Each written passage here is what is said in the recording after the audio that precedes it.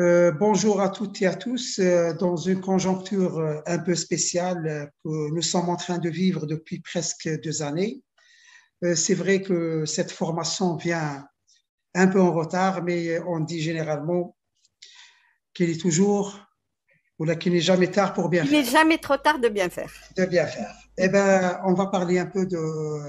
Je vais essayer d'être un peu pas ne pas donner une conférence destinée aux spécialistes. Je vais essayer de vulgariser un peu vers le niveau de non-immunologie. Et lorsque je parle de non-immunologie, ça inclut et les généralistes et les spécialistes qui ne sont pas immunologistes. Donc, on va parler un peu de la réponse immunitaire qui est dirigée contre ce virus, le SARS-CoV-2, et juste après, quels sont les vaccins et comment agissent ces vaccins qui sont dirigés contre ce virus. Donc, comme vous le savez, un virus ne peut jamais vivre seul et à l'extérieur. Il doit parasiter une cellule. Et lorsqu'il parasite une cellule, vous voyez très bien, il doit utiliser des récepteurs, il pénètre à l'intérieur, il va agir sur le noyau de la cellule pour produire ses propres protéines. Il va produire ce qu'on appelle des virions ou des nouveaux virus. C'est ces nouveaux virus qui vont infecter les autres cellules. Et le système immunitaire, il est là. On voit très bien, grosso modo, que presque tous les acteurs du système immunitaire, que ce soit les lymphocytes B, que ce soit les lymphocytes T, que ce soit des cellules de l'immunité innée, elles sont là et elles doivent intervenir. Et ça, c'est valable non pas pour le SARS-CoV-2, mais pour toutes les infections virales. Avant de commencer, on doit avoir quelques connaissances requises ou connaissances de base en matière de la réponse immunitaire antivirale. Lorsque l'organisme rencontre ou il est infecté par un virus, eh bien, qu'est-ce qu'il va y avoir? Il va y avoir deux facteurs. Il y a le virus, comment il agit, sa structure, comment il contamine, et juste après, il y aura certainement ce qu'on appelle une stimulation de cette réponse immunitaire qui sera dirigée contre ce virus. Et le but principal n'est pas de détruire le virus, mais plutôt de détruire toutes les cellules infectées par ce virus. Donc, comment se déroule la réponse immunitaire? Ce qu'il faut savoir, et une chose très très importante, c'est que la forme clinique et l'interprétation des examens biologiques dans le Covid, elle dépend de la réponse immunitaire. C'est la réponse immunitaire qui va déterminer est-ce que cette forme va évoluer vers la forme grave, bénigne ou asymptomatique. Donc, on doit comprendre très bien les différences entre les expressions cliniques et cela va certainement nous permettre de mieux comprendre et mieux interpréter les examens biologiques qui ont posé, à mes connaissances, des grands soucis d'interprétation. Donc, quels sont les acteurs du système immunitaire qui vont intervenir? Schématiquement et rapidement, on peut diviser ce système immunitaire en deux parties. Une partie qu'on appelle l'immunité innée. On l'appelle aussi l'immunité non lymphocytaire. Il n'y a pas de lymphocytes. Et l'immunité adaptative ou l'immunité spécifique, on l'appelle, c'est l'immunité dans ce cas-là qui est guidée ou bien qui est dirigée ou bien qui est médiée plutôt par les cellules lymphocytes, quel que soit leur type. Quelle est la différence? La première différence, c'est que l'immunité innée, elle est rapide. Elle intervient dès les premières minutes après l'infection. Elle dure généralement 2 jours, 3 jours, 4 jours. Elle fait intervenir dans les infections virales, surtout les interférents de type 1. Et lorsqu'on parle de type 1, c'est ce que vous entendez parler, les interférents alpha et le bêta. Généralement, c'est le alpha et le bêta. On a aussi quelques cellules qui ne sont pas classées lymphocytes et on les appelle les cellules NK. Ce sont les principaux acteurs de la réponse immunitaire innée dirigée contre le virus. Elle a une particularité, cette réponse immunitaire innée. Elle est rapide, je l'ai déjà dit, elle intervient quelques minutes à quelques jours après l'agression de l'organisme par le virus. Et en plus de ça, deuxième caractéristique qui ne nous arrange pas, elle n'a pas de mémoire. Donc, elle va réagir de la même manière, même si on rencontre le même virus 2 fois, 3 fois, N fois, elle n'a pas de mémoire. À l'inverse, l'immunité adaptative, ce sont les lymphocytes B, qui dit lymphocytes B dit anticorps, et les lymphocytes T, et comme vous le savez, qui sont divisés en lymphocytes CD4 qui aident la réponse immunitaire, et les CD8, c'est les principales cellules qui détruisent les cellules infectées. Donc, l'immunité adaptative, un petit point négatif, c'est qu'elle ne peut pas intervenir rapidement. Donc, elle tarde. C'est à partir de 4e, 3e, 5e jour où on voit l'intervention d'immunité adaptative. Et la caractéristique la plus importante, c'est que cette immunité, elle a une mémoire et elle se rappelle. Et lorsqu'elle se rappelle d'un germe, cela signifie que lorsqu'on est agressé par le même germe, on aura une réponse très rapide, très intense et très durable dans le temps. Mais quelles sont les particularités de l'infection SARS-CoV-2? En effet, on a constaté que cette infection, elle n'évolue pas d'une manière classique. Elle a un peu des caractéristiques, ce qu'on appelle les non classiques, qui sont en rapport avec elle. Donc, elle évolue principalement en deux phases. La première phase, vous la connaissez, c'est la première semaine avec la toux, fièvre, arthralgie, myalgie. Parfois, elle est asymptomatique. Vous le savez très bien qu'au début, avant le variant Delta, on était à presque 50-80% d'asymptomatiques. Et maintenant, avec le variant Delta, les choses se sont inversées. On est à 20% d'asymptomatiques et de 80%, voire plus, de symptomatiques. Juste après cette phase, vient ou arrive la phase qu'on appelle maintenant inflammatoire. Et à partir du 8e jour, même on ne détecte plus de virus, mais dans cette phase, qu'on aura l'évolution vers les formes graves. Donc, ce qu'il faut retenir, lorsqu'on vous parle de l'inflammation, lorsqu'elle est aiguë dans les premiers jours, elle ne peut être que bénéfique pour l'organisme. C'est le principal mécanisme de défense dans les premiers jours après l'infection. Par contre, cette inflammation évolue dans le temps et dans ce cas-là, on parle d'inflammation chronique, elle ne peut être que néfaste et elle va être délétère pour les constituants de l'organisme. On parle un peu de cette immunité innée, je vous ai dit au début, elle dépend de l'immunité innée, comment elle va intervenir dans les premiers jours. Et on a constaté, comme je l'ai déjà dit, ce n'était pas les cellules NK, il y a un paramètre qui est primordial pour détruire les virus lors des premiers jours. C'est l'interféron alpha. Et on peut le constater ici si on compare la concentration de cet interféron chez les 3 patients. Le patient 1, il est symptomatique. Il est asymptomatique, et le 3, il est symptomatique. On voit le patient 2, celui qui est rouge. Il a le taux d'interféron alpha très élevé par rapport aux autres. Et on voit très bien que même l'interleukine 6, celle de la phase inflammatoire, elle n'est pas très élevée. Et on constate qu'en fin de compte, l'évolution vers la gravité ne dépend pas de la charge virale. On voit très bien ici qu'en fin de compte, ces patients asymptomatiques, ils ont une charge virale très élevée. Donc, l'évolution vers une forme symptomatique dépend principalement de l'intervention de l'immunité innée et plus particulièrement d'une augmentation de l'interféron alpha. À l'inverse, des patients qui ont évolué vers les formes sévères, ils ont une concentration d'interféron alpha très basse. Même la charge, elle est un peu moins élevée par rapport au sujet asymptomatique, mais ils ont une autre caractéristique, c'est que l'interleukine 6, elle est très élevée. Donc, on a vu qu'en fin de compte, le phénotype et la symptomatologie, elles semblent dépendre des éléments de la réponse innée et non pas de la charge virale.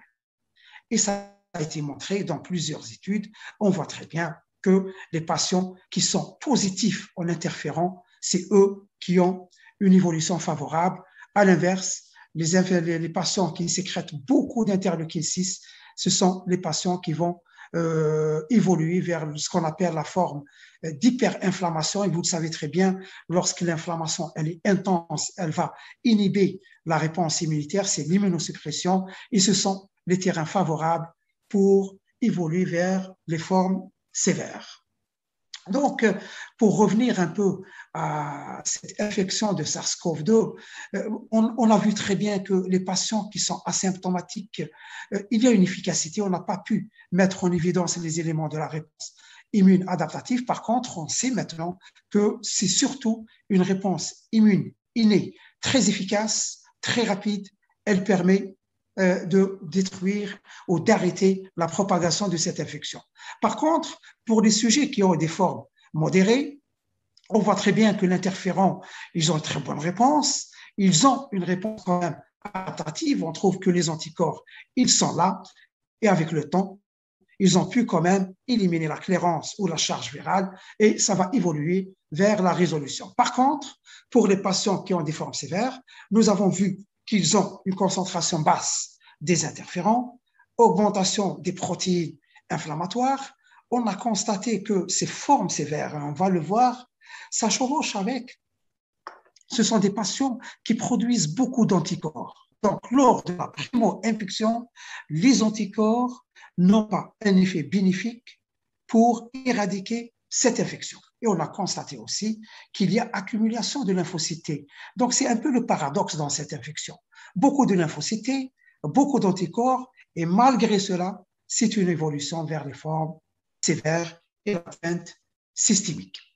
Donc, si on revient un peu aux anticorps, et ça, j'attire votre attention, c'est très, très important. Comme toujours, il y a des soucis d'interprétation des profils sérologiques, et ça a un effet négatif par rapport aux malades. Donc, la date d'apparition et taux d'anticorps. On voit très bien, vous pouvez voir que les IgM, c'est vrai que la plupart apparaissent avant 10 jours, mais on voit aussi les IgA qui apparaissent en même temps que les IgM dans cette infection. Les IgG, c'est vrai, c'est à partir du 10e jour, on les voit, mais vous voyez très bien que la base, elle est formée d'une population qui a aussi sécrété des IgG dans les premiers jours de l'infection virale. Donc, on va se retrouver avec des patients qui, au cours des premiers jours, ils peuvent produire les 3 types d'anticorps. Donc, ça ne suit plus le type de la réponse immunitaire classique. Classiquement, vous le savez très bien, on commence par les IgM, un peu d'IgG, et puis on va switcher vers les IgG. Ce qu'on a constaté dans cette infection, on peut constater par les IgM, on peut commencer par les IgM, on peut commencer par les IgG, on peut commencer par les deux, comme on peut ne commencer sans produire d'anticorps. Mais on a constaté aussi des choses très importantes chez les patients qui font des réinfections. Généralement, la réinfection, elle est associée à une augmentation très élevée des IgG et ce n'est pas le cas malheureusement dans cette infection. Ça recommence, c'est des IgM. Essayez de suivre avec moi le patient 1. Le patient est très concentration des IgG. Puis, ils vont descendre, ils vont si on voit très bien qu'il a commencé à produire 6 mois après, les IgG sont au 15e jour, un pic vers 2 mois et puis ça tombe. Donc, on voit très bien qu'il s'agit d'une réponse immunitaire très hétérogène d'un patient à un autre. Vous savez très bien, la réponse immunitaire, elle est génétiquement dépendante. Et chaque personne, comment peut réagir? Comment interpréter les profils? On peut être confronté à plusieurs situations. La première situation, on a des IgG, des IgM négatifs. Élément très important, et vous êtes médecin, clinicien, il faut toujours interpréter le résultat en fonction de la clinique. Est-ce qu'il a des symptômes? Est-ce qu'il n'a pas des symptômes? Est-ce qu'il est sujet contaminé, contact ou non? Donc, s'il n'a jamais contracté le virus et on trouve négatif, on peut dire qu'il peut s'agir soit d'un sujet négatif, soit il y a un contact qui est inférieur ou égal à 10 jours, pardon. On peut avoir aussi un contact, comme je l'ai dit, récent. On n'a pas encore commencé à produire les anticorps. Troisième éventualité, on peut être en face d'un sujet guéri ou symptomatique avec une date de contamination qui est supérieure à 10 jours, mais c'est des sujets qui ne produisent pas d'anticorps et on l'a constaté chez 5 à 15% de notre série. Ou bien c'est des sujets qui ont produit des anticorps, mais on a eu des disparitions rapides de faibles quantités d'anticorps. Deuxième situation, on a des IgM positifs et IgG négatifs. Si le sujet est symptomatique, donc on peut d'emblée dire que c'est une primo-infection, minimum, il a 7 à 8 jours après le contact, mais on peut commencer à produire les IgM à partir de 3 à 4e jour, début de la symptomatologie. Deuxième interprétation de ce profil, on peut être en face d'un sujet asymptomatique qui a des IgM positifs ou présymptomatiques. Dans ce cas-là, on peut être en face d'un contact récent qui a moins de 10 jours. C'est une possibilité. Troisième éventualité, c'est un sujet qui est déjà guéri d'une forme symptomatique ou forme asymptomatique, avec uniquement des IgM positifs. Et dans ce cas-là, il n'a pas encore commencé à produire des IgG, ou bien il ne produira jamais des IgG, ou bien c'est des IgM qui peuvent persister au-delà de 2 mois, et on a constaté aussi qu'il y a des patients qui peuvent garder des IgM au-delà de 6 mois. Ou bien, parfois, c'est des réactions faussement positives, c'est très très rare, et chez des patients qui ont des IgM constamment positifs et présentes, même si on les prend 6 mois, 8 mois, 9 mois après l'infection, 12 mois, on trouve toujours ces IgM. Troisième éventualité, ce n'est pas les IgM, mais ce sont les IgM et les IgG qui sont positifs. On voit toujours le profil, est-ce qu'il a des symptômes? Et dans ce cas-là, vous le savez très bien, les IgG peuvent sortir à partir du 4e jour, en même temps que les IgM. Donc, on peut être en face, puisqu'il est symptomatique, donc 7 à 8 jours après le contact, ou bien 3 à 4 jours après le début de la symptomatologie. Le sujet, il est asymptomatique avec ce profil. On peut être en face d'un contact récent, et dans ce cas-là, on patiente 7 jours. S'il ne fait rien, on le libère. Par contre, on peut être en face aussi d'un sujet guéri qui n'a pas encore perdu les IgM. Je vous ai dit que les IgM, ils ne sont pas des synonymes de contagiosité. On trouve des IgM au-delà de 10 jours, au-delà de 60 jours. Donc, IgM n'est pas synonyme de contagiosité. Quatrième et dernière situation, IgM négative, IgG positive. Dans ce cas-là, si le sujet est asymptomatique, on peut dire qu'il s'agit d'un contact ancien. Par contre, si le sujet est symptomatique, on peut être en face des patients qui produisent des IgG. Je vous ai dit qu'ils peuvent sortir le 4e jour sans des IgM. C'est rare, mais on a eu des cas. Donc, se méfier de l'interprétation de sérologie. Ce que je vous dis, si vous faites une sérologie IgM et IgG positive, si le patient ne se rappelle pas est-ce qu'il a fait une infection ou non, dans ce cas-là, on peut patienter 4-5 jours. S'il ne fait rien, on le libère. C'est les stigmates d'une infection ancienne.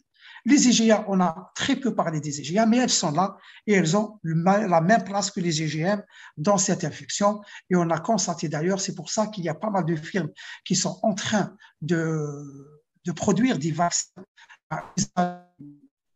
muqueux, soit par voie nasale ou par voie muqueuse, c'est pour produire les IgA, parce que vous le savez très bien, lorsqu'on produit les IgA, on est certain qu'on va prévenir la transmission et la transmissibilité de ce virus. Donc, vous voyez très bien, en fin de compte, que le coronavirus, il a tout perturbé. Même nous, les immunologistes, on n'était pas habitués à l'interprétation de ce type de profil, et on est sorti du classique vers le non classique. Chose très, très importante. Pourquoi je vous montre ce schéma? Vous voyez très bien la concentration, le troisième cas. C'est ce patient qui a une forme très sévère. Et c'est le patient qui a la forme très sévère, qui a des anticorps très élevés, que ce soit les anti-RBD, qui sont dirigés contre toutes ces structures.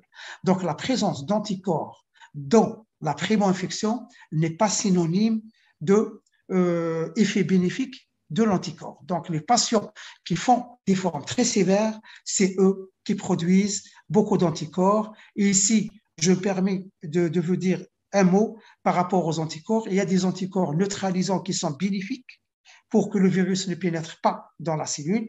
Il y a des autres anticorps qui reconnaissent les autres structures de virus, et dans ce cas-là, ils vont être néfastes pour l'organisme. Ils vont aider le virus à pénétrer dans la cellule par un phénomène qu'on appelle le phénomène de facilitation.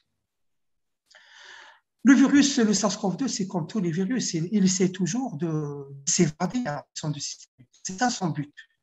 Donc, il essaie toujours de muter, vous voyez très bien, en vitro, il essaie de muter. Même si on utilise des anticorps monoclonaux, moi, personnellement, je suis contre cette thérapie, parce que même si on produit un anticorps monoclonal, il est dirigé contre une partie très, très petite, et avec le temps, il va muter, et cet anticorps monoclonal n'aura aucun effet. Par contre, pour la réponse polyclonale, je vous ai dit qu'avec le temps, en primo-infection, elle n'est pas bénéfique, mais elle est très bénéfique. Les anticorps sont très bénéfiques dans la prévention de l'infection. D'ailleurs, c'est pour cette raison qu'on les utilise, qu'on vaccine. Si pour vous montrer, on parle d'immunité, mais l'immunité, ce n'est pas synonyme d'anticorps. Et on a besoin au début beaucoup plus des lymphocytes CD8 c'est les CD8. On voit très bien que les patients qui sont guéris de cette infection, ils ont des CD8. Et les CD8, comme vous le savez, ils ne préviennent pas l'infection, mais plutôt, elles détruisent directement la cellule infectée. C'est juste pour récapituler, donc la phase aiguë, elle est très bénéfique et on voit très bien qu'il y a la réponse innée en rouge et la réponse adaptative avec la charge virale. Donc, pour une personne asymptomatique ou une forme modérée, on est là. Pour les formes qui évoluent vers la forme sévère, on voit très bien cette charge virale et malgré la présence d'une immunité adaptative, on voit qu'il y a une persistance de la réponse innée et dans ce cas-là, on est dans le cadre d'une inflammation chronique avec ce qu'on appelle la tempête cytokinique. Quelle est la différence entre réponse par les anticorps et les cellules? On a constaté que les anticorps ne reconnaissent que quelques parties du virus. Par contre, les cellules destructrices, elles connaissent presque toutes les parties du virus. Donc, c'est l'apport et l'avantage de l'immunité cellulaire dans les infections virales et dans le SARS-CoV-2. Donc, dans le SARS-CoV-2, même s'il y a des mutations, les CD8, lorsqu'on est infecté, elles sont toujours là pour détruire le virus, lorsqu'on est infecté ou vacciné. Quel est l'objectif principal maintenant de la vaccination? On a parlé qu'on a pour répondre à un virus, on a besoin d'une immunité innée et d'une immunité adaptative. Dans la vaccination, on cible l'immunité adaptative parce qu'on a besoin d'une mémoire. L'immunité innée n'a pas de mémoire. Donc, j'ai besoin de produire des anticorps et des lymphocytes chez un sujet qui n'est pas infecté. Et lorsqu'il est confronté lorsqu'il contracte ce virus, il est là pour se défendre. Pour résumer un peu, c'est quoi le vaccin? On a des types d'immunité. On a l'immunité active et passive. Passive, vous la connaissez très bien, soit on donne une sérothérapie, on donne des anticorps, soit c'est le transfert des anticorps de la mère vers de l'enfant. Le système immunitaire ne participe pas dans l'immunité active. On va l'aider, on lui donne des anticorps. Par contre, dans la vaccination, on a besoin de booster, d'activer le système immunitaire pour qu'il produise lui-même les anticorps. Donc, on va l'activer artificiellement par le microbe. Et c'est ça la définition de la vaccination. Heureusement que les collègues chinois ont fait des travaux vraiment très, très importants. Ils ont pu publier le génome de ce virus au mois de février 2020. Cette séquence de génome, c'est toutes les firmes, après ça, ils ont ciblé la protéine S. Pourquoi par la protéine S? Vous le savez très bien qu'en fin de compte, le virus, il utilise cette protéine pour infecter la cellule. Donc, la plupart des firmes ont utilisé ils ont ciblé cette protéine S. Donc, le principe de vaccination contre le COVID, c'est essayer d'avoir une mémoire immunitaire spécifique. Elle doit être dirigée contre la protéine Spike. Et certainement, au début, on disait qu'elle pour nous protéger contre l'infection, mais on a vu avec le temps que la vaccination, elle protège une grande partie de la population contre l'infection, mais surtout, elle nous protège contre les formes graves et le décès par cette infection. Beaucoup d'hésitations vaccinales, c'est vrai, la durée de production, elle était très, très courte de ces vaccins, entre 8 mois et 12 mois, mais il y a des explications à ça. C'est la première fois qu'on a combiné les phases. C'est une combinaison de phases. C'est la première fois qu'on a utilisé des nouvelles technologies qui ne sont pas connues, qui sont rapides. Et on a eu, en fin de compte, c'est des technologies où on a acquis depuis plusieurs années ces technologies et on est dans la phase 3 de quelques cancers, de quelques infections virales. Donc, méthode de production rapide. On s'attendait à ce que ces vaccins soient moins coûteux. Et le point le plus important, c'est la première fois qu'on a vu des gouvernements qui s'impliquaient et qui donnaient quand même, des milliards de dollars pour la production de ce vaccin. On a ce qu'on appelle le vaccin classique. C'est ce qu'on est en train d'utiliser pour le Sinopharm et le Sinovac, qui utilisent le vaccin SARS-CoV-2. On le tue. C'est ce qu'on appelle un vaccin inactivé. Et on a les nouvelles technologies, soit de l'ARN, soit d'un adénovirus vecteur, et on va voir c'est quoi ces vaccins. Le premier vaccin, c'est le vaccin ARN. En fin de compte, c'est un morceau d'ARN qui code pour la protéine C, S. Et comme l'ARN, vous le savez très bien, c'est une molécule qui est très, très fragile. Et d'ailleurs, c'est pour cette raison qu'on va la protéger par une couche de nature lipidique pour la protéger et pour faciliter l'entrée à l'intérieur de la cellule. Lorsqu'on injecte, ce qu'il faut savoir, et vous l'avez vu en première année médecine, vous l'avez vu lorsque vous étiez au lycée, l'ARN, lorsqu'on l'injecte, il va directement vers le cytoplasme, il cherche le ribosome, produit la protéine S, et puis il va la, la produire et l'excréter pour éventuelle stimulation de la réponse immunitaire. Donc, il ne va pas du tout toucher au noyau de la cellule.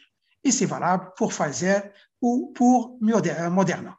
Maintenant, comment fonctionnent les vaccins à virus vecteur? À virus vecteur, vous le savez très bien, on a le Sputnik, on a aussi l'AstraZeneca et on a aussi le Johnson qui vient d'arriver chez nous. Donc, on prend un virus, un adénovirus, on a l'habitude d'être infecté par cet adénovirus, mais qu'est-ce qu'on va faire pour qu'il ne soit pas virulent et pathogène chez l'homme? On va essayer d'atténuer les gènes de virulence. Donc, lorsqu'on l'injecte, il ne va pas produire d'infection. Et juste après l'avoir atténué, on va poser le gène de la protéine S dans le génome de virus et on injecte, il va se comporter comme une infection virale bénigne. Donc, qu'est-ce qu'elle va faire, cette infection virale bénigne? On injecte et puis c'est l'ADN, c'est tout l'ADN viral qui va intégrer l'ADN de génome et pour produire cette protéine S. Vous allez me dire, ah, M. Djinouhad, voilà, donc on va toucher à l'ADN. Vous le savez très bien que si on scanne notre ADN, on va trouver milliers d'ADN de virus. On est souvent contaminé par le virus.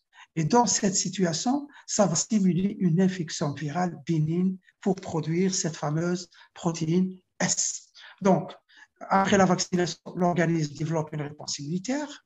L'adénovirus ne peut pas répliquer, on l'a vu, et l'organisme va éliminer cet adénovirus et on va booster le système immunitaire pour produire et les anticorps et les lymphocytes T. Pour ce qui est des vaccins inactivés, c'est surtout le Sinopharm et Sinovac. On a constaté que ce sont des vaccins qui produisent beaucoup d'anticorps. On prend le virus, le SARS-CoV-2, et on va l'inactiver, c'est-à-dire le tuer. D'emblée, il va être soit par la chaleur, soit par le chimique. Donc, il ne va pas produire l'infection, il va juste stimuler la réponse immunitaire. Le dernier vaccin non encore disponible. Il y a pas mal de firmes, parmi lesquelles il y a Novavax ou bien Clover, la chinoise. Ils se sont dit, c'est pas la peine de donner l'ARN, c'est pas la peine de donner l'ADN. On va donner carrément la protéine S. Donc, ils sont en train de produire cette protéine S pour l'injecter. Quelle est la différence ou bien le système immunitaire, comment il va se comporter en face de ces vaccins? Il y a deux situations. La première situation, c'est qu'on lui donne une protéine ou bien on lui donne un virus tué. Dans ce cas-là, le système immunitaire va se comporter comme étant en face d'un antigène qui provient de l'extérieur. Par contre, si on lui donne des virus, de l'ARN, de l'ADN, donc c'est la cellule de l'hôte qui va produire les antigènes du virus. Et dans ce cas-là, le système immunitaire, il va se réagir comme étant une réponse immunitaire dirigée contre un antigène qui provient de soi. Quelle est la différence entre les deux? Lorsque l'antigène il est endogène, il provient de la cellule. Et bien dans ce cas-là, on a une réponse cellulaire très forte et on a aussi une réponse anticorps. Par contre, lorsqu'on a un antigène qui provient de l'extérieur, c'est la protéine, exemple, on aura beaucoup plus une réponse immunitaire humorale très très forte. Et ce type de vaccin ne nécessite pas généralement l'ajout d'adjuvants. Maintenant, comment réagit le système immunitaire vis-à-vis d'un vaccin, d'un virus inactivé? On aura beaucoup plus cette réponse exogène. Et je vous ai dit, dans ce type de réponse, on va produire beaucoup d'anticorps et c'est généralement une réponse cellulaire, elle est un peu faible. Et d'ailleurs, c'est pour cette raison que dans ces vaccins, on ajoute toujours un adjuvant et c'est les vaccins les plus utilisés depuis plus de 50 ans. Ils ont montré leur efficacité pendant l'histoire. Donc, on était un peu rassurés parce que vous le savez au début, on disait que l'immunité, elle va durer 1 mois, 2 mois, 3 mois. Et il y avait des études qui ont publié que même les sujets infectés, on voit très bien que les lymphocytes B mémoire, 6 mois après, ils sont toujours là. Et si on cherche le lymphocyte T ou bien les anticorps. Il y a des études très récentes qui ont montré qu'en fin de compte, cette immunité, elle peut durer même au-delà de 8 mois. Donc, ça nous a rassurés et on est rassurés par rapport non pas à l'efficacité de la réponse immunitaire, mais beaucoup plus par rapport à la durée de la réponse immunitaire. Donc, une question qui se pose souvent, est-ce qu'un seul vaccin est suffisant chez les patients qui ont fait déjà le Covid? On va répondre parce que par les résultats de ces études, on a constaté qu'en fin de compte, un sujet qui a fait l'infection, le naïf, celui qui n'a pas fait l'infection, c'est ce qui est en rouge. Et le bleu, c'est celui qui a fait l'infection. Donc, on a comparé les anticorps et on a constaté que les anticorps sont beaucoup très élevés. Une seule injection est largement suffisante. Si on compare les cellules B mémoire, on trouve que les cellules B mémoire, elles sont là. Une seule injection, elle est suffisante. Même chose pour les lymphocytes T. Donc, un seul sujet vacciné, on a constaté qu'une seule dose, elle est suffisante. Mais vous le savez très bien, notre ministère, il est toujours fidèle aux recommandations de l'OMS et l'OMS n'a pas validé une dose après l'infection. Et maintenant, vous le savez très bien, il y a pas mal de gens qui sont en train de parler de troisième dose. Donc, moi, personnellement, je suis pour une personne infectée, elle fait ces 2 doses. Donc, sans trop tarder, en conclusion, on peut dire, on est le 15 septembre, on a presque 6 milliards de doses injectées. En Algérie, on est à même pas 10% de sujets vaccinés, donc c'est très peu. Et ça, c'est la tâche du médecin, c'est votre tâche de sensibiliser les gens. On a vu que ce vaccin protège contre les formes graves et les formes de décès. On l'a constaté lors de cette vague Delta. On n'a pas eu d'hospitalisés de sujets vaccinés qui ont été hospitalisés, donc il faut le dire.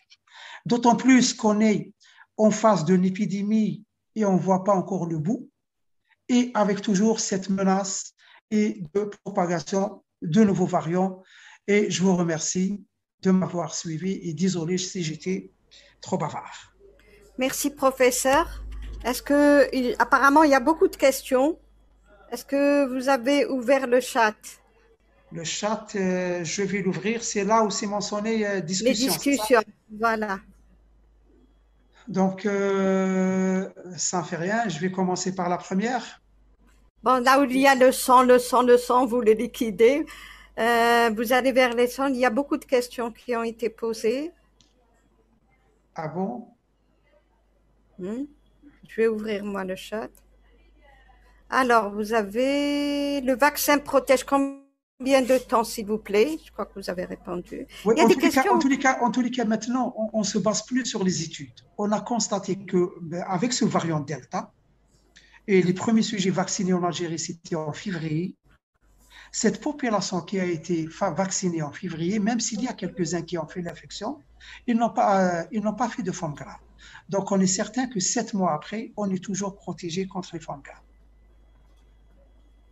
Oui. Vous arrivez à lire les questions? Oui. D'accord. Une minute. Bien sûr.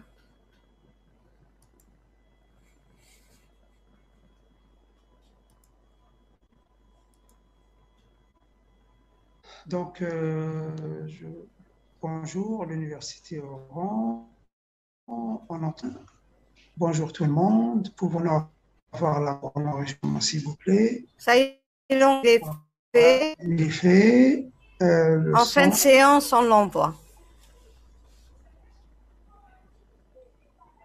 Attendons, après, si on vaccine une personne qui est atteinte de Covid, j'arrive pas à vraiment Attendez, je vais vous aider. Essayer de m'aider et de partager. Alors, je vais commencer par... Ça ne vous dérange pas de me lire les questions? Ok, d'accord. Alors, nous avons, s'il vous plaît, doucement, j'arrive plus à vous suivre. Alors, s'il vous plaît, docteur, c'est quoi les contre-indications? C'est quoi les contre-indications de vaccination Sinovac?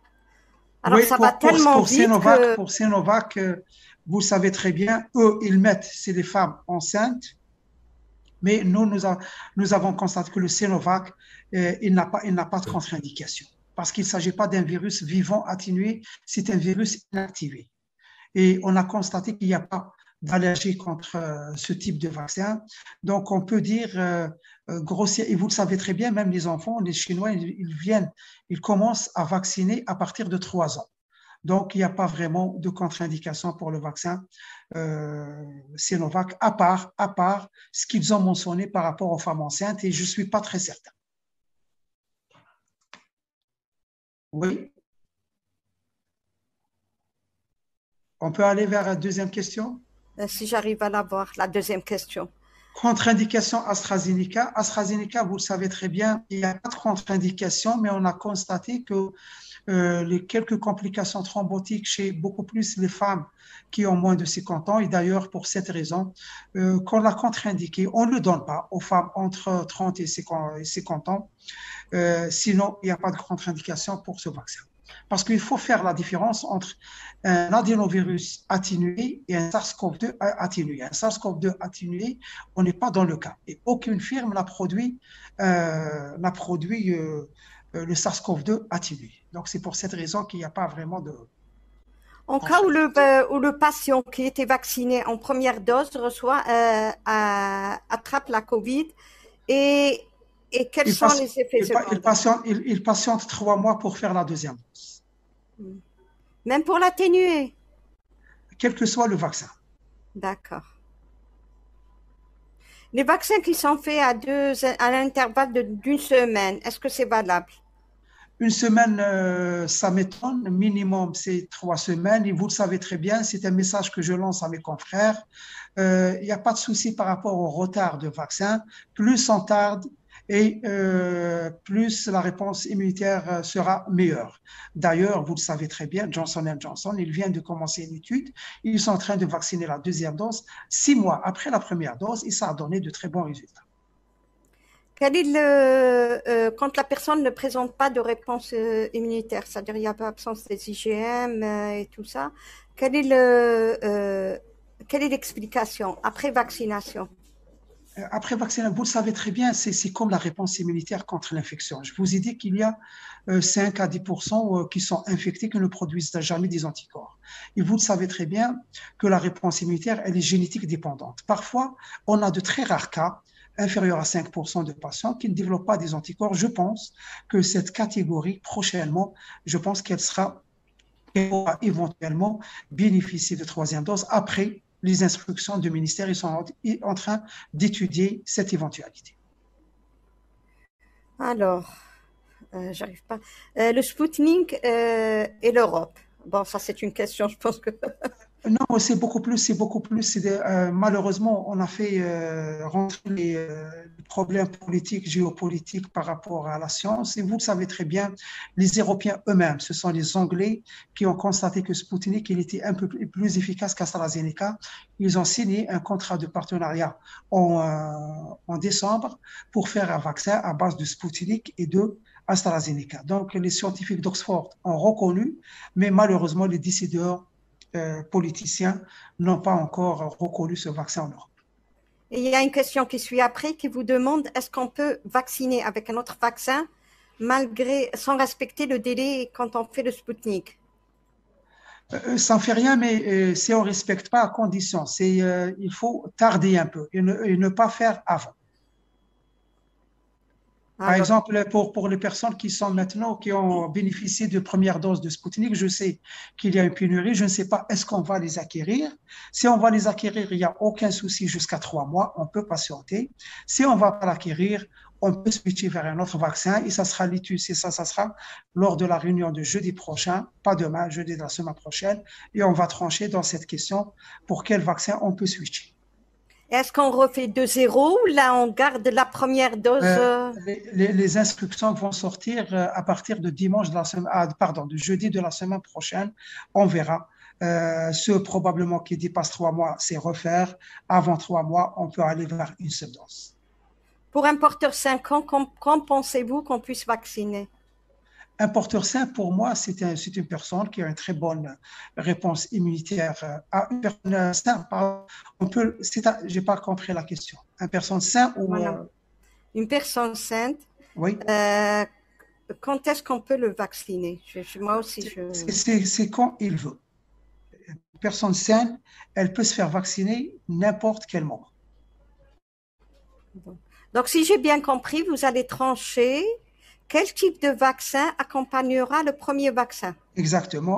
C'est ce qu'on appelle le chevauchement ou l'interchangeabilité des vaccins. Ça veut dire si Il y a je un fais groupe, il y a un groupe, l'AstraZeneca, c'est valable pour tous les vaccins disponibles en Algérie. Et il y a un groupe d'experts qui a été désigné par Monsieur le ministre pour étudier le dossier. On aura les réponses fin de semaine prochaine, Inch'Allah. vous ne pensez pas que je devrais ouvrir les micros parce que là, j'arrive pas à suivre les questions et vous ne pouvez pas les lire. Mais ça ne fait rien, mais le problème qui se pose, est-ce que c'est tout le monde qui parle à la fois et Ah ça non, fait un ça vraiment, si on éteint les micros, c'est parce que c'est tout le monde qui parle à la fois. C'est ça notre problème. Maintenant, il faudrait qu'ils nous répondent. S'ils veulent qu'on leur réponde, il faudrait que le micro soit allumé à la demande. Il y a trop de questions.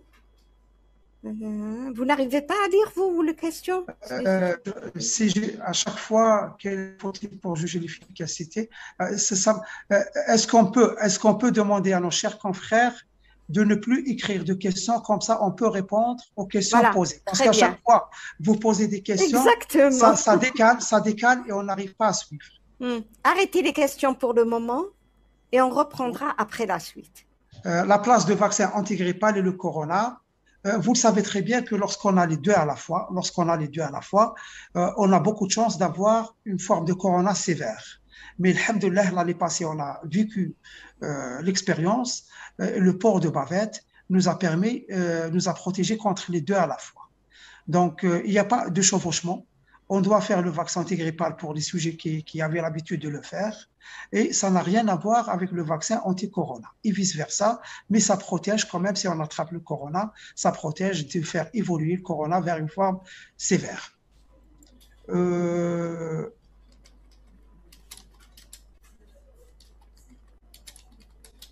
Vaccin et allaitement, il y a un groupe d'experts qui a été chargé d'étudier vaccin, grossesse et allaitement. On a constaté que le variant Delta a fait des ravages, cette fois-ci chez les femmes enceintes. D'ailleurs, c'est pour cette raison que le Collège américain des obstétriciens et de la médecine infantile, ils ont d'emblée recommandé le vaccin aux femmes enceintes, quel que soit le trimestre ou bien l'âge de la grossesse, et aux femmes allaitantes, il n'y a aucune contre-indication. Quelle est la prévention après le vaccin? La prévention, Après le vaccin. après le vaccin, vous le savez que la prévention, c'est l'efficacité.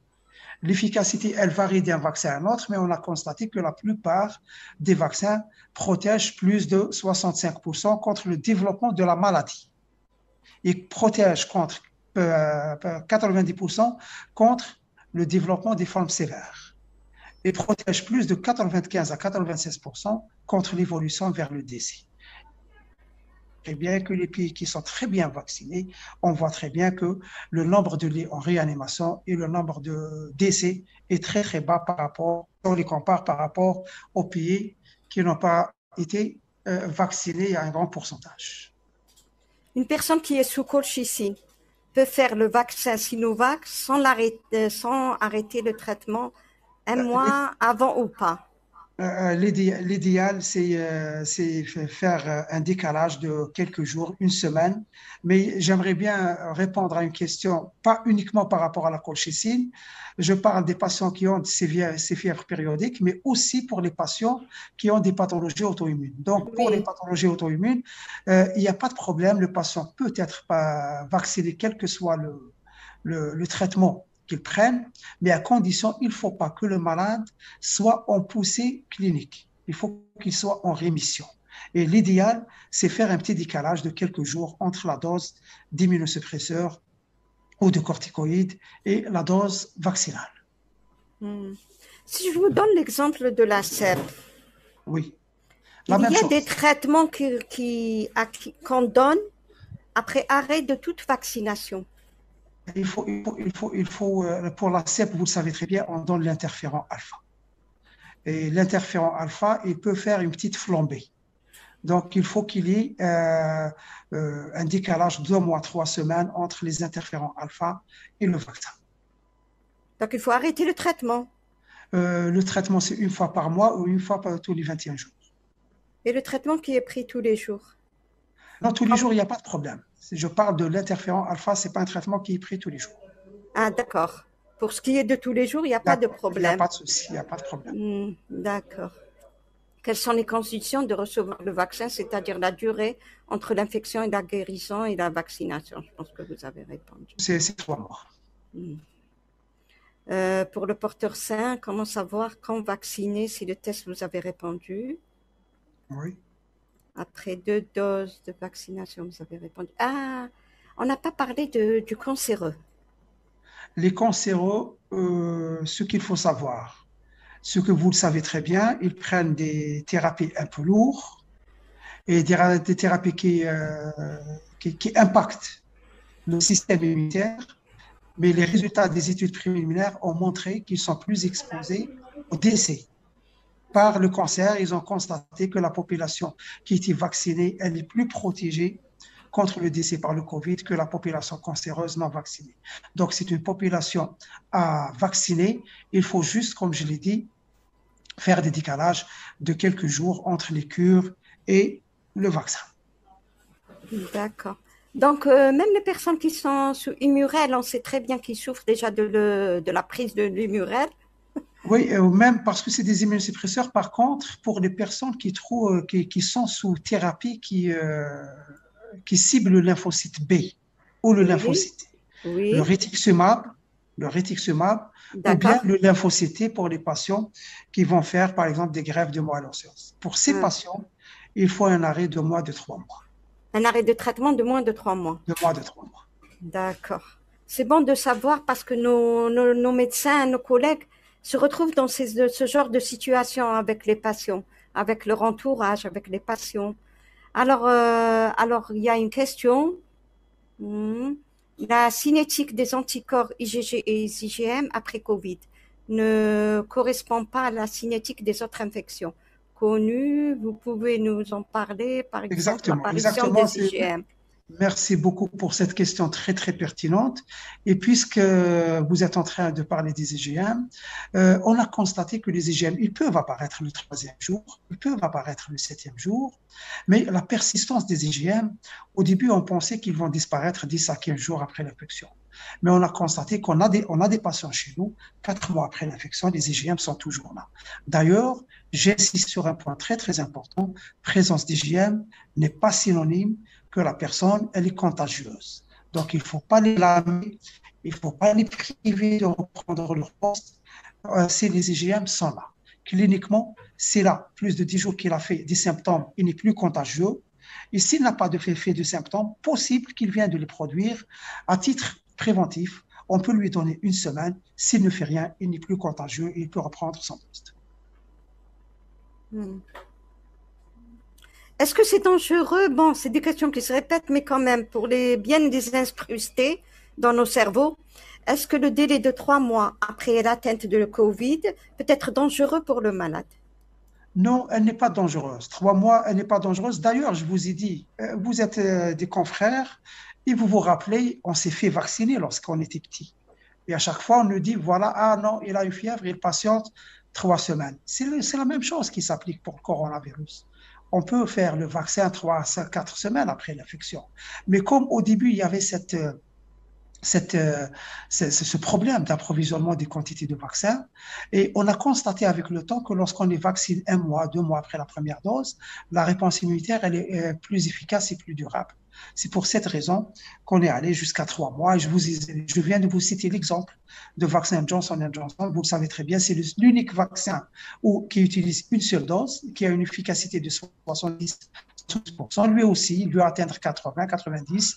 Donc, il a revacciné les personnes qui ont été vaccinées par la première dose 6 mois après la première dose et ils ont constaté qu'ils ont une réponse immunitaire très, très efficace et l'efficacité peut, dans ce cas-là, dépasser les 80%.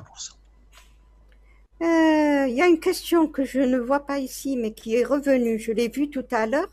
C'est la vaccination et les différents variants. Vous le savez très bien, les nouveaux variants, c'est vrai qu'on a le variant sud-africain qui a été détruit par le Delta. On n'a plus de Sud-Africains en Afrique du Sud. Le variant britannique ou anglais qui a été détruit par le Delta, on trouve plus de variants britanniques ou anglais en Angleterre. Heureusement que le Delta est là, il est là. Il a écrasé tous les variants qui résistent au vaccin, à l'exception de ce variant mu ou bien de variant lambda qui était au Pérou. Mais moi, personnellement, je suis rassuré par rapport à cela, non pas par rapport aux études, mais beaucoup plus par rapport à notre réalité. Et on a été frappé par une vague de variant Delta et on a constaté que les personnes vaccinées, on ne les voyait pas dans les hôpitaux. Ils n'étaient ni hospitalisés, ni en réanimation, ni décédés, et c'est rassurant pour nous. Donc, c'est des vaccins qui protègent contre les nouveaux variants. Hmm. Le vaccin et surtout celui d'ARN, est-ce qu'il développe quand il développe des anticorps spécifiques au détriment des anticorps innés? Est-ce qu'il développe des anticorps spécifiques au détriment des anticorps innés? L'ARN. Les anticorps spécifiques, vous le savez très bien, que ce soit l'ARN, que ce soit l'ADN, que ce soit lorsqu'on donne une protéine, c'est pour avoir des anticorps dirigés contre la protéine S. C'est ce qu'on appelle les anticorps neutralisants. Ce sont des anticorps qui vont se fixer sur le S et empêcher que le virus puisse pénétrer ou infecter la cellule. Donc, c'est ça ce qu'on appelle les anticorps spécifiques. Et lorsqu'on est infecté par l'infection naturelle, on produit beaucoup d'anticorps. On produit certainement des anticorps dirigés contre la protéine S, mais on produit d'autres anticorps qui peuvent être néfastes. Il y a une question qui revient tout le temps. Bon, vous avez déjà répondu, mais pour être très bref et répondre définitivement, quand une personne se fait vacciner, par exemple, par le Sinovac, il y a 6 mois, est-ce qu'elle peut se faire vacciner? Alors, donnez-leur le délai de vaccination d'un vaccin à un autre vaccin qui leur permet de voyager. Par exemple, comme il a dit ici, Sinovac et Astra. C'est 3 mois, c'est 6 mois. À partir de 3 mois, vous le savez, c'est en fait, c'est personne dépendante, c'est réponse dépendante. Il y a des réponses, il y a des personnes qui n'ont pas répondu. Dans ce cas-là, 3 mois, je peux leur donner un vaccin. Mais très bien, même si on donne, c'est reboosté. Si on était à 80, on donne un autre vaccin, on sera à 160, 200. Donc, donner un autre vaccin, c'est pas vraiment néfaste pour l'organisme à condition, bien sûr, que la dose ne soit pas très rapprochée de la deuxième dose. Donc, on n'a pas une deuxième dose de Sinovac maintenant et troisième dose dans 3 semaines. Mais je préfère, ça c'est une réponse scientifique, mais vous le savez très bien, il n'y a pas encore d'instruction de notre tutelle par rapport à la troisième dose. Donc, je n'ai pas le droit de m'exprimer par rapport à ce sujet et on doit patienter la réunion des experts qui aura lieu jeudi prochain, Inch'Allah, et on va trancher. Je suis entièrement d'accord avec vous qu'il faut une homogénéité, il faut uniformiser toutes les actions TANA. Parce que sinon, ça va être l'anarchie, chacun donne son avis, chacun fait ce qu'il veut. Et ça, c'est pas ce qu'on cherche. C'est pour ça que quelque part, la direction de la formation s'est un peu mis à l'écart par rapport à la vaccination. Pourquoi? Parce qu'il y a tellement de nouveautés, tellement de réunions que vous faites sans arrêt pour rectifier les choses, on ne voulait pas piétiner. Mais là, à la fin, on peut élargir au niveau de la formation toutes les instructions de la formation, et même celles qui vont sortir bientôt. Alors, la conduite à tenir pour une personne qui veut faire un vaccin antigrippal, c'est-à-dire qu'elle considère ce vaccin comme étant un vaccin antigrippal. Non, non, pas du tout. Le vaccin antigrippal, il va vous protéger contre le développement de la grippe. Et le vaccin de coronavirus, il va vous protéger contre le développement de coronavirus. Juste, c'est bien pour les personnes très fragiles de leur donner le vaccin antigrippal parce que vous le savez, on attrape les deux à la fois. On a beaucoup de chance que l'infection Covid évolue vers une forme sévère. Si la vaccination, si la sérologie évalue la vaccination, comment peut-on réagir devant des personnes vaccinées qui viennent après la vaccination avec une sérologie négative? Et est-ce qu'il y a une autre sérologie? Vous savez très bien que la sérologie, il faut se méfier parce que la plupart des techniques de sérologie, ils ne détectent pas les anticorps anti-vaccins. C'est des anticorps, c'est des techniques qui sont, on détecte les anticorps, la plupart dirigés contre la protéine N de virus. Alors que pour voir est-ce que vous avez développé des anticorps neutralisants, on doit voir est-ce qu'on a des anticorps dirigés contre une petite partie de la protéine S qui s'appelle le RBD. Ce sont des anticorps anti-RBD pour voir est-ce qu'on a bien répondu contre le vaccin, mais aussi, je reviens aussi ici, il y a des recommandations de l'OMS, des recommandations internationales, des recommandations de notre tutelle pour rechercher ou doser ces anticorps. À titre de curiosité pour un confrère, c'est acceptable, mais pour demander ça aux patients, on n'a pas le droit. Il y a une question. Alors, nos confrères se trouvent devant un dilemme pour répondre exactement à leurs patients. Des personnes moins de 55 ans qui ont reçu une première dose d'AstraZeneca et ne veulent pas recevoir la deuxième dose à cause de ses effets secondaires. Comment leur répondre? Comment réagir devant eux? Certainement, on aura la réponse, certainement la semaine prochaine, on va switcher vers un autre vaccin. Ils sont libres, bien sûr, vous le savez très bien. S'il ne veut pas prendre une deuxième dose, c'est la peur d'un risque. Au moins, il y a un point positif, il n'est pas réticent par rapport à la vaccination. Mais je vous donne mon avis scientifique. On peut switcher, mais on est toujours dans le cadre de recommandations du ministère. On patiente encore une semaine, et on aura des recommandations. Pour un patient contact qui n'a pas le Covid, avec un cas positif, il faut rester combien de temps pour se faire vacciner? Est-ce qu'il a fait la même chose qu'avec un cas positif ou bien il se vaccine tout de suite? À partir de 10e jour, 14e jour, il peut se faire vacciner s'il n'a pas de symptômes. D'accord. Alors, il y a la question de la vaccination, je crois que vous avez déjà répondu, et anticoagulant qui revient toujours.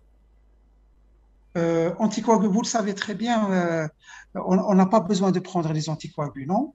Et pour les personnes qui sont sous 7 ans, ça ne contre-indique pas la prise de vaccin. On a constaté que ces vaccins utilisent des aiguilles très, très fines. Donc, aucun souci, aucun problème d'après l'avis de mes confrères cardiologues. Est-ce que la sérologie a un grand intérêt avant la vaccination?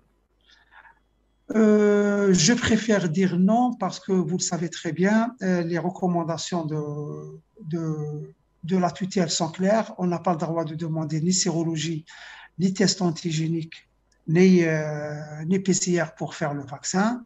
Donc, si on a des anticorps, lorsqu'on fait sérologie, on peut se retrouver en face de deux situations. Soit on a des anticorps, et dans ce cas-là, on va rebooster notre système immunitaire, ça ne va pas nous faire de mal. Si on n'a pas d'anticorps, on va stimuler notre système immunitaire pour produire les anticorps.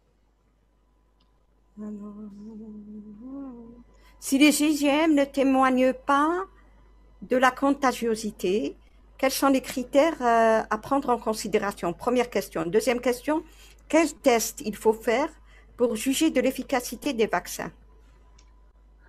Deuxième question, c'est toujours, je vous ai dit, on n'a pas le droit, mais scientifiquement parlant, on doit faire les anticorps anti-RBD, comme quoi les lymphocytes B ont très bien répondu, et on doit faire un autre test qui n'est pas disponible chez nous, c'est un domaine de recherche, c'est l'équivalent de quantiférence, c'est ce que vous utilisez dans la tuberculose, mais c'est un quantiférant SARS-CoV-2 pour voir est-ce qu'on a développé des lymphocytes T. Donc, ce sont deux tests qui témoignent que vous avez très bien répondu contre le vaccin, mais aussi, je reviens à dire que c'est une discussion entre collègues, mais on n'a pas le droit de demander à nos patients ou bien à notre entourage de faire l'exploration de l'immunité post-vaccinale. Ça, c'est la première question. Deuxième des choses, les IgM, je vous ai dit, c'est vrai, on peut les retrouver. Si le patient ne se rappelle pas, est-ce qu'il a fait s'il n'est pas symptomatique, c'est une infection. S'il n'est pas symptomatique, c'est un problème. On considère qu'on est au 3e jour de début de symptômes, même s'il est symptomatique. Donc, il doit patienter une semaine. S'il développe aucun symptôme, il peut être libéré. Il n'y a aucun souci. Il n'est pas contagieux. Après 2 doses de vaccin Sinovac, quel est le taux des anticorps pour dire que la personne a développé une bonne immunité? Vous savez, il n'y a aucun expert et aucun pays dans le monde n'a fixé une dose fixe. Mais on admet, on admet que si les anticorps anti-RBD sont aux alentours de 15, on est protégé. Moi, j'aimerais bien poser une question, c'est-à-dire pour récapituler. Alors, si j'ai des anticoagulants, j'arrête le traitement. Non, pas du tout, on ne l'arrête pas. C'est pour faire la vaccination? Non. On l'arrête pas, on l'arrête pas. Il n'y a aucun impact, aucune influence des aiguilles de ces vaccins sur les personnes qui prennent des anticoagulants. D'accord. Pour l'imurène, vous m'avez dit si. On arrête le traitement Oui. pour une période de 3 mois. Pour les... L'Immurel, c'est un immunosuppresseur. Voilà. Donc, tout Non, immunosuppresseur, on n'arrête pas 3 mois. on arrête On combien? n'arrête pas 3 mois. On peut donner le vaccin que 7 jours après la dose. Donc, il ne faut pas que ça soit un jour, 2 jours entre les deux doses. Par contre, chose qui est très importante, je vous ai dit que si on utilise, des thérapies dirigées contre le lymphocyte B et les lymphocytes T, des anticorps monoclonaux anti-B et anti-T. Je donne l'exemple de rituximab. C'est dans ce cas-là qu'on doit s'arrêter 3 à 4. 3 à 4 mois. Oui. Mm. Mm. Mm.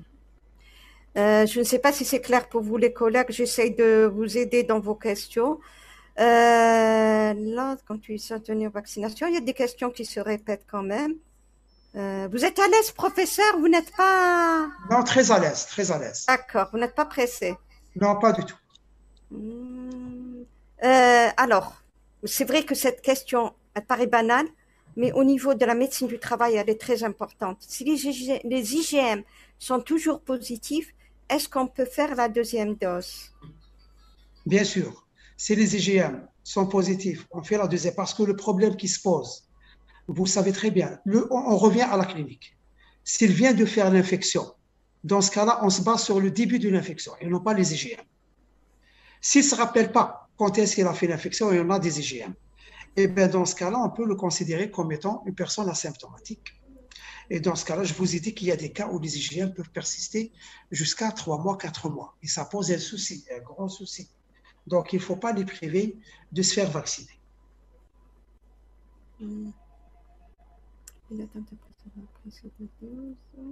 Une atteinte après avoir fait ces 2 doses de vaccin est considérée pour un échec de vaccination ou un effet secondaire? Non, non, non, pas du tout. Pas du tout. C'est pas un échec. Je vous ai dit qu'il n'y a aucun vaccin qui est efficace à 100%.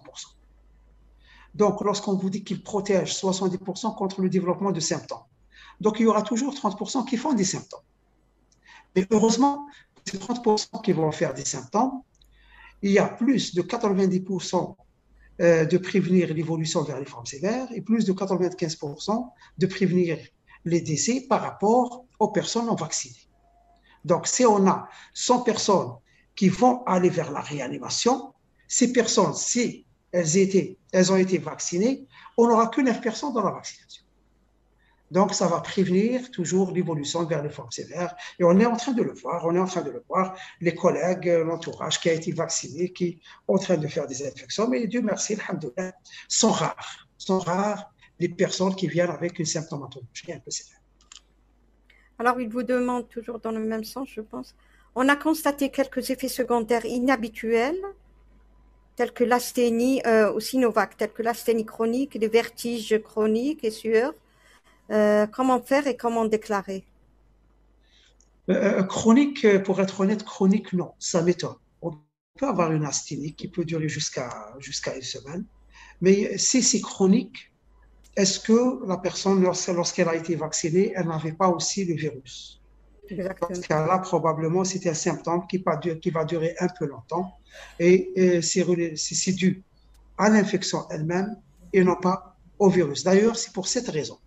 On ne veut pas dire aux gens de faire le PCR test angélique avant le vaccin, mais essayer de prendre les mesures de précaution 4 à 5 jours et avant de faire le vaccin et une semaine après avoir fait le vaccin. Alors, une personne qui a reçu une première dose de Sputnik, on reste toujours dans les allergies, et qui développe une réaction allergique, pour le rappel, Est-ce qu'on change le vaccin?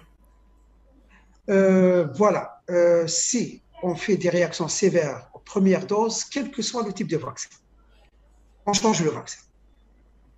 Mais, chose est certes, le Sputnik ne donne pas des réactions allergiques.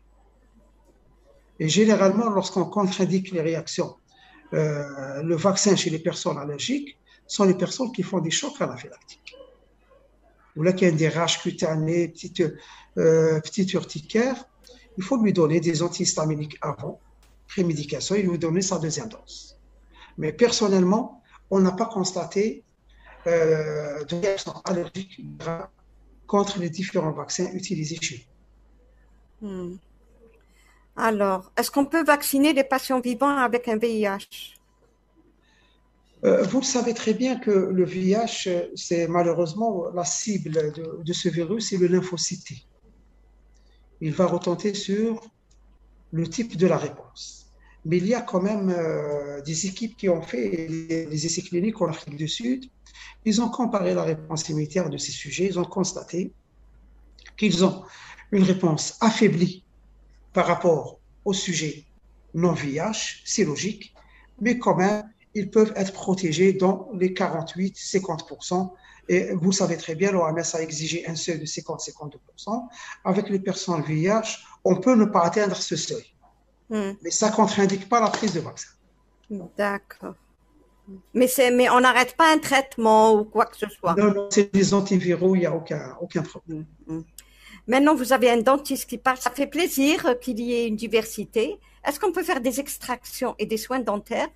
Et est-ce qu'on peut utiliser de l'anesthésie dentaire chez un patient qui a reçu la première dose de vaccination? Question très, très pertinente. Moi, ce que je vous conseille, ça reste mon avis personnel. Lorsqu'on fait un vaccin, l'idéal, les 3-4 jours, ce n'est pas la peine de provoquer une réaction inflammatoire. Et vous savez très bien, lorsqu'on fait une extraction, c'est une réaction inflammatoire, elle peut être sévère, elle peut être modérée. L'idéal, c'est décaler un peu les soins de 4-5 jours et il n'y aura aucun souci. Décaler les soins de 4-5 jours. Okay, au moins, laisser le système immunitaire fonctionner très bien les 3 premiers jours. Est-ce qu'on peut vacciner une personne qui est en pleine chimiothérapie? Oui, j'ai déjà répondu à cette question. Oui. Il faut juste un petit décalage de 3-4 jours jusqu'à une semaine entre la dose de la chimio et le vaccin. D'accord. Vaccination et hépatite en cours ou bien sous traitement de corticoïdes à faible dose à vie? Vous savez, avec les corticoïdes à vie avec un peu des posologies un peu élevées, on peut aller vers ce qu'on appelle un état de déficit immunitaire acquis. On l'acquis. Et dans cette situation, il y a un seul vaccin qui est contre-indiqué, c'est le SARS-CoV-2 vivant atténué. Ce vaccin n'existe pas. Donc, n'hésitez pas à donner à vos malades le vaccin. Pourquoi? On est certain qu'on est en face de patients qui risquent, s'ils contractent le COVID, d'évoluer vers les formes sévères. Donc, au moins, on essaie de prévenir l'évolution vers les formes sévères chez ces patients s'ils contractent le virus. Quand vous avez un test antigénique positif, mais il n'y a pas de symptômes cliniques, est-ce qu'on vaccine ou non? Et est-ce qu'on attend toujours les 3 mois? Donc, la première question, normalement, on ne fait pas de test antigénique avant le vaccin, mais si on fait le test et on le trouve positif, il peut rentrer dans les 2 catégories. Il peut patienter 3 mois, il n'y a aucun problème. Comme un sujet asymptomatique, il peut patienter 3 semaines, 1 mois, il peut faire le vaccin puisqu'il n'a pas fait de symptômes. Quand la personne est sous Dépakine ou sous Syntran, est-ce qu'elle se fait vacciner? Sous Syntran, aucun problème, on l'a déjà dit. Sous Dépakine, même chose, ça ne retentit pas sur le système immunitaire. Juste une chose, j'aimerais bien vous dire qu'il vaut mieux que si votre patient présente une pathologie chronique, il vaut mieux ne pas faire le vaccin en période de poussée. Laissez que le patient soit en rémission clinique pour faire le vaccin. D'ailleurs, et j'ouvre une petite parenthèse pour les personnes diabétiques. L'idéal pour une personne diabétique, c'est que sa glycémie soit équilibrée avec le vaccin. On a constaté que l'hyperglycémie, elle influe, elle impacte négativement la réponse vaccinale. Plus la glycémie elle est élevée, et plus la réponse immunitaire elle est un peu médiocre. Donc l'idéal pour les diabétiques, c'est d'équilibrer leur diabète avant de se faire vacciner. Professeur, un petit mot par rapport aux anti-inflammatoires qui ont fait beaucoup de bruit au début de la pathologie. Maintenant, la question qui se pose, anti-inflammatoire, vaccination. Vous savez, lorsqu'on vaccine, l'objectif, c'est stimuler le système immunitaire. Mais le système immunitaire il ne réagit pas très bien s'il n'y a pas un petit fond de réaction inflammatoire. Donc, il ne faut pas qu'on donne les anti-inflammatoires lorsqu'on vaccine pour laisser un peu l'installation de cette inflammation qui ne peut avoir qu'un impact positif sur le type, sur l'intensité de la réponse immunitaire. Par rapport au VIH, il y a une question qui revient. Quel type de vaccin? Est-ce que c'est tous les vaccins qui seront valables? Je vous ai dit, que ce soit le VIH, que ce soit les immunosuppresseurs, le vaccin, tous les vaccins vivants atténués sont contre-indiqués, réplicatifs. Pour le SARS-CoV-2, il n'y a aucun vaccin vivant atténué réplicatif. Donc, tous les vaccins sont autorisés. Si vous voulez, le vaccin qui a moins d'effets secondaires, c'est le vaccin inactivé, c'est le Sinopharm ou le Sinovac. Vaccination avec un sérologie à 100. Faut-il vacciner? Alors, un sujet ayant présenté une infection Covid-19 avec hospitalisation, qui se présente 3 mois après à notre consultation de vaccination avec une sérologie IgG à 100 unités, faut-il vacciner? Moi, je vous réponds, je vous dis qu'à 100, vous êtes protégé. Vous êtes protégé, donc libre à vous. Si vous faites le vaccin, vous serez à 200. Si vous ne faites pas le vaccin, à 100, vous êtes très bien protégé. Les antiépileptiques et psychotropes en relation avec les vaccinations. Apparemment, il y a beaucoup de questions dans ce sens. Oui, aucun impact. On peut les faire vacciner. Dyspnée, éruption cutanée après 5 jours de Sinovac. Est-ce qu'il est moi, je vous donne un petit conseil. Si on fait un peu des symptômes, un truc respiratoire, quelque chose comme ça après le vaccin, c'est pour cette catégorie où il faut penser que probablement il a été vacciné lorsqu'il a contracté le virus. Et pour être certain qu'on est en face d'un effet secondaire de vaccin et non pas d'une infection, il vaut mieux faire un test antigénique. S'il est positif, même si on est vacciné, on prend le traitement dirigé contre le COVID-19. Les gens sont pressés par rapport à l'enfant. Moi, j'ai appris hier, avant-hier, ce qui se passe. Alors, brièvement, vous l'avez déjà dit tout à l'heure déjà par rapport aux directives. Les enfants et Covid, comment les protéger? Question très pertinente qui sera aussi étudiée jeudi prochain, Inch'Allah. Mais vous le savez très bien, avant le variant Delta, on ne parlait pas d'enfants. Ils étaient protégés. Est-ce qu'ils transmettaient la maladie? Il y a pas mal d'avis très disparates. Mais depuis l'arrivée de variant Delta, on voit très bien qu'il n'est pas ni l'enfant ni l'adulte. Donc, il a fait des ravages et on a pensé à vaccination de l'enfant. Donc, la vaccination de l'enfant, c'est en fonction, en fin de compte, d'évolution de la vaccination de l'adulte. Il y a des experts qui disent, voilà, lorsqu'on vaccine les adultes, on protège les enfants. C'est vrai. C'est vrai. Malheureusement, vous le savez très bien, on l'a vu. On n'est à même pas 10% de sujets vaccinés. Donc, on doit faire accélérer la vaccination adulte. Elle est importante. Et pourquoi pas, puisque vous le savez très bien, l'enfant entre 12 ans et 18 ans, il a presque les mêmes particularités même que l'adulte. Je pense qu'avec le temps, probablement, ça ne va pas tarder à inclure cette catégorie dans le calendrier vaccinal, mais ça reste toujours une prérogative de conseil scientifique et de notre tutelle. Si l'instruction ne vient pas avant la rentrée, quelle est la réponse que peut donner les médecins de la santé scolaire par rapport aux enfants? On n'a pas le droit. Parce que l'enfant, s'il part, le médecin vaccinateur, s'il n'est pas autorisé à vacciner les enfants qui ont moins de 18 ans, il n'a pas le droit. Par contre, probablement, même s'il n'y aura pas de réponse, moi je suis persuadé que au moins, les enfants à risque, ceux qui sont obèses, ceux qui ont des signes, des pathologies neurologiques, probablement cette catégorie va être incluse dans, dans, dans le calendrier vaccinal. Inch'Allah, Inch'Allah. Quelle est la quantité de personnes qui a été vaccinée? Bon, Hadia, ça a été répondu. Vaccination et insuffisance surrénalienne. Vous savez qu'ils sont sous cortisone tous les jours. Donc, vous êtes sous cortisone tous les jours. Soyez certain que le cortisone il a un impact sur le système immunitaire. Il n'y a pas de vaccin vivant atténué, donc il n'y a pas de contre-indication. Par contre, vous pouvez être vacciné à cause que vous ne soyez pas en poussée de la maladie, mais elle est plus faible par rapport à une personne saine. Donc, toutes les pathologies chroniques, la réponse reste faible. Reste oui. D'accord. Et pour les cardiopathes, il n'y a pas de problème? Il n'y a aucun problème. Au contraire, vous le savez très bien, avec les complications cardiaques de Covid, donc il vaut mieux les protéger pour ne pas développer la maladie.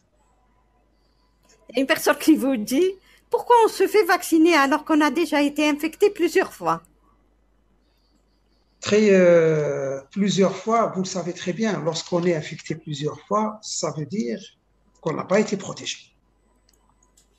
Et le problème qui se pose, c'est on sait que cette durée d'immunité naturelle, comme lorsqu'on attrape par exemple le virus de Zona, c'est une immunité à vie, on n'aurait pas pensé au vaccin. Mais le problème qui se pose, moi je vous parle de mon service, j'ai un médecin qui a eu une forme modérée lors de la première infection et la réinfection, elle était très grave. Donc une réinfection n'est pas toujours modérée. Et on a des réinfections, surtout avec le Delta, vous le savez très bien, qui est caractérisé avec une charge virale très élevée.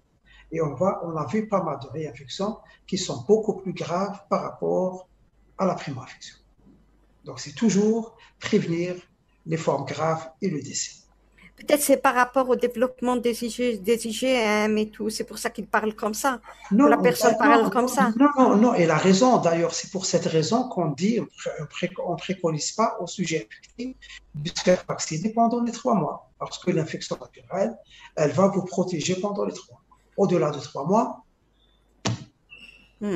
Ça y est. Vaccination d'un hémodialysé et quel vaccin préféré? Je pense que c'est des questions que... on peut donner n'importe quel vaccin, mais ce qu'il faut savoir, c'est que même les hémodialysés, ils ont une réponse un peu plus faible par rapport au sujet. C'est comme toutes les questions qui sont venues. Exactement. Il y a les immunosuppresseurs. Est-ce qu'il y a une particularité par rapport quand on a une corticothérapie, la durée de la fenêtre thérapeutique pour la corticothérapie à long terme, et est-ce que c'est 1 mois avant et après la vaccination? Vous savez, en fonction de la corticothérapie, d'après les experts, elle dépend de la posologie. Est-ce qu'on est à plus de 10 mg kilo ou bien on est à moins de 10? À moins de 10, on considère que le sujet est normal. À plus de 10, on considère que le sujet est immunodéprimé. Donc, il y a une contre-indication. La contre-indication, on le sait, elle n'existe pas. Mais l'idéal, s'il peut arrêter un peu la corticothérapie au moins pendant 1 semaine et la reprendre la hyperlex, s'il ne peut pas arrêter la corticothérapie, ça ne contre-indique pas la vaccination. Je l'ai dit, on aura une réponse post-vaccinale un peu plus faible, mais mieux que rien. Donc, si j'arrête mon traitement de corticothérapie à long terme, pour combien de temps? 10 jours? Une dizaine de jours est largement suffisant. D'accord. Malade sous INS. Alors, les anti-inflammatoires reviennent toujours. Combien de temps arrêter le traitement? Parce qu'il y a eu beaucoup d'échos, beaucoup de discussions sur les INS au début. C'est peut-être ça qui a fait que les gens restent sur leur... on parle des INS dans le Covid ou bien dans le vaccin? Non, en dehors du vaccin, je pense. En dehors de vaccin, vous le savez très bien, si vous allez à l'Europe, vous contractez le Covid, on vous dit voilà, vous rentrez chez vous et vous prenez le paracétamol. Donc, est-ce que c'est le paracétamol ou bien c'est l'évolution naturelle d'une infection virale? D'ailleurs, c'est pour cette raison, et malheureusement, ce que je reproche à mes collègues, qu'on n'a pas fait d'études comparatives. On devait au début prendre une catégorie qui n'est pas sous chloroquine, une catégorie qui n'est pas sous antibiotiques. Est-ce que vraiment les antibiotiques ont leur place dans cette infection? Et je lance un appel à mes confrères d'essayer de faire des études comparatives pour avoir une meilleure visibilité par rapport à la place de chaque médicament dans cette infection. Si professeur, si j'ai le méthotrexate, c'est la même chose, j'arrête 10 jours et je reprends. Ce sont des immunosuppresseurs. Il y a qui disent une semaine et jour, il y a qui partent jusqu'à 3 semaines. Donc, si vous voyez, si vous jugez que 3 semaines ne retentissent pas sur la pathologie chronique, ça ne fait rien. Si vous êtes dans une période de rémission longue, on peut l'arrêter, il n'y a pas de souci. Donc, c'est le cas par cas. C'est en fonction de l'évolution de la pathologie sous-jacente. Comment ça se fait que la vaccination contre le tétanos dure 10 ans et celle de la Covid et de la grippe saisonnière moins d'1 an? Vous savez très bien que le vaccin de la grippe saisonnière, c'est 1 année, c'est moins d'1 an. Et le système immunitaire réagit différemment. En fin de compte, on a constaté que lorsqu'on est en contact avec des microbes qui ressemblent au vaccin, par exemple, si je suis vacciné contre le Zona, c'est une vaccination à vie. Et cela montre qu'on contracte des virus ou bien des microbes qui ressemblent aux Zona. Par contre, lorsque l'immunité n'est pas durable, ceci dit qu'il y a très peu de pathogènes qui ressemblent au SARS-CoV. On parle de l'enfant, on parle de l'adulte. Qu'en est-il de la vaccination chez l'adolescent? Et à partir de quel âge? Et quel vaccin va être utilisé? L'adolescent, vous le savez, donc dans la plupart des pays, on a commencé à les vacciner. On parle d'adolescents généralement, c'est les 12-18 ans. La plupart des pays sont ouverts et je pense, ça reste mon avis, probablement le conseil scientifique il va s'ouvrir pour la vaccination des adolescents de cette fourche entre 12 et 18 mois. Inch'Allah.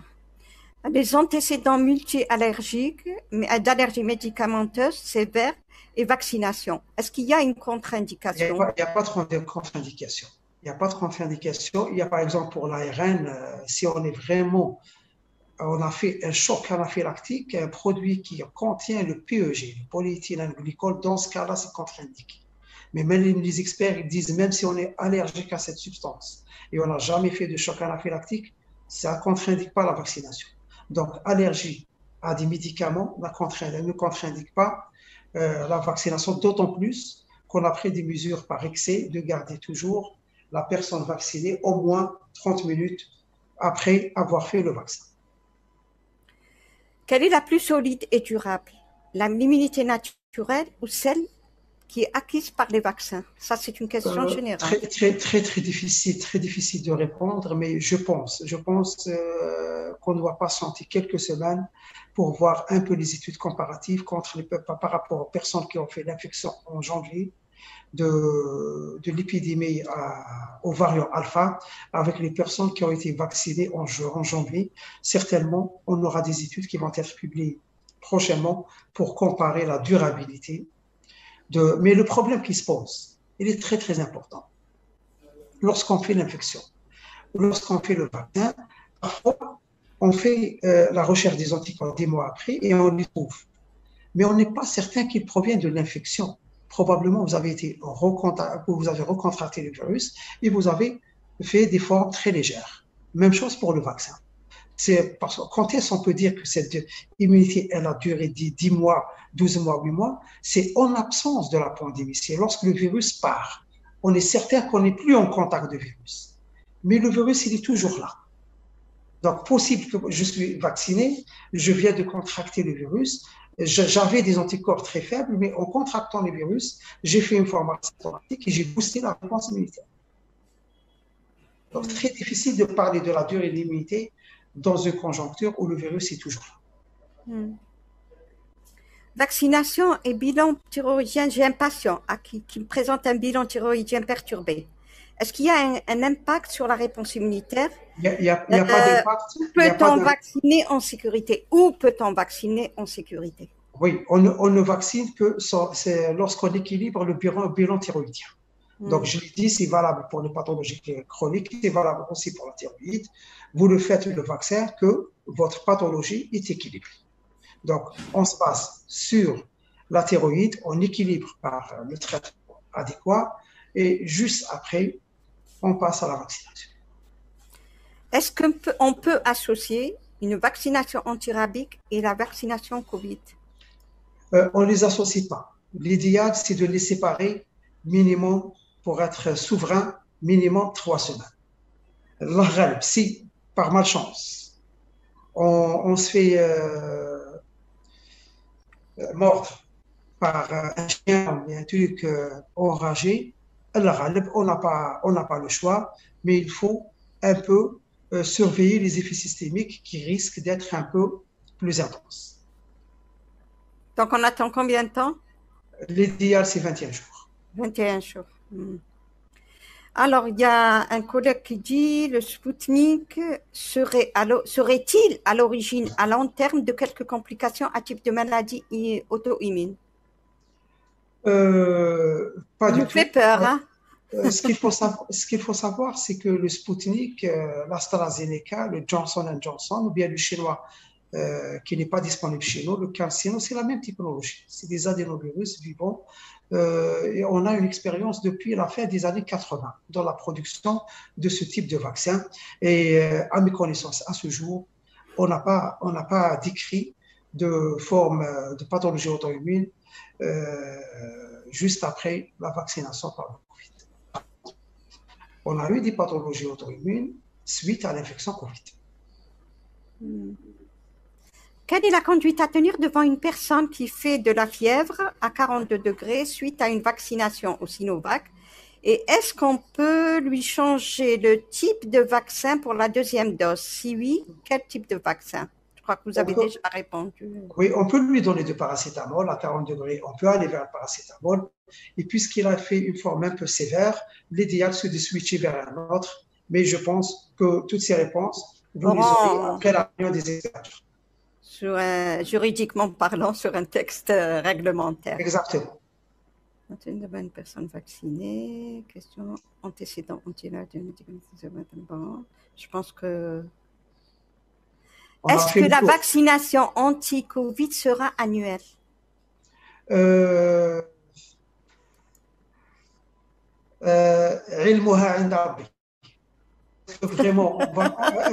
que vraiment on va se débarrasser de ce virus? Est-ce qu'il va rester avec nous? Dieu seul sait. Je pense qu'on peut avoir une visibilité par rapport à cette question d'ici 2 ou 3 mois. Inch'Allah. Comment expliquer que la vaccination, que l'immunité vaccinale est efficace? Parce qu'en fin de compte, on va produire des anticorps neutralisants qui ne laissent pas le virus pénétrer dans la cellule. S'il y a quelques virus qui peuvent infecter la cellule, les lymphocytes CD8, j'ai déjà parlé de ça, les effets secondaires. Donc, sur 1 million, s'il y a une personne qui fait le Guillain-Barré, et si je peux sauver sur les 1 million qui vont contracter le virus d'un minimum de 20 000 de décès, je vous laisse à vous de faire la comparaison des choses. Est-ce que la vaccination, est-ce que les anticorps, est-ce que la vaccination neutralise l'immunité naturelle?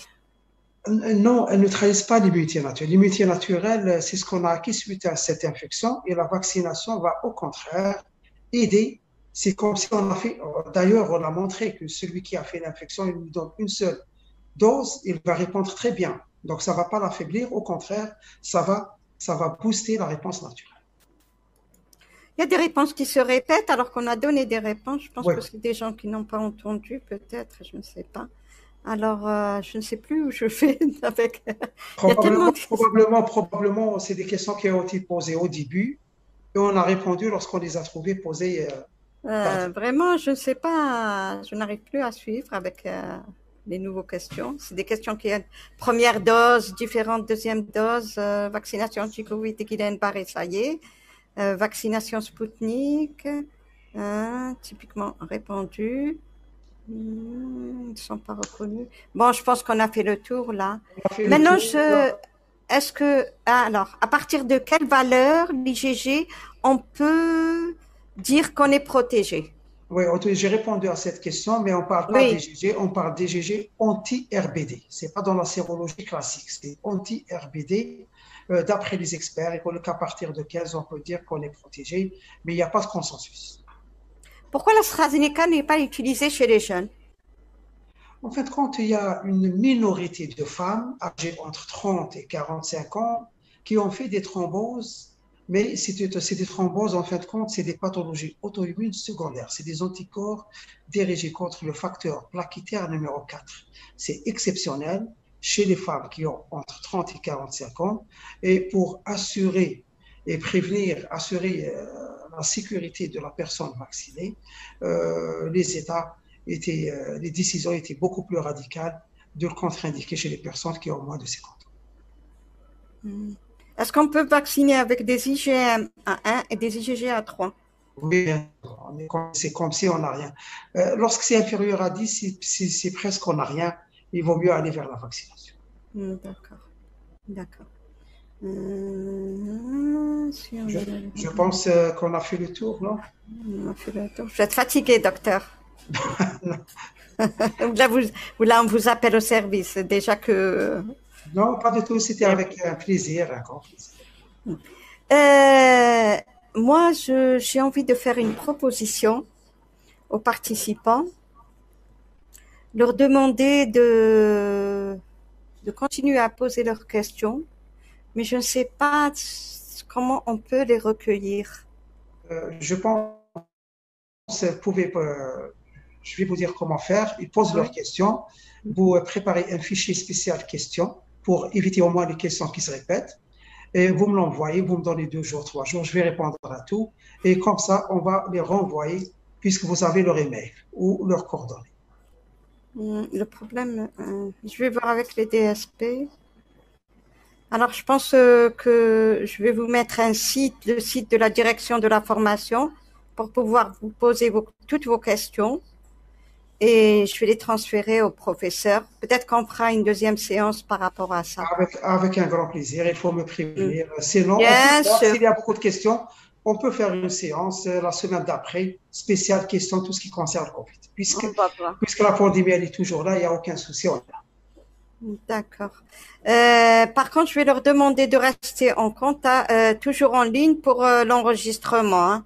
Je vais vous envoyer l'enregistrement, vous restez en ligne. Eh ben, ça m'a fait plaisir. Je peux me dispenser, moi? Merci beaucoup, professeur. Vraiment, moi, je m'attendais pas. Est-ce que vous savez que vous êtes à 500 participants? Et ça, c'est vraiment extraordinaire et on refait. Hein.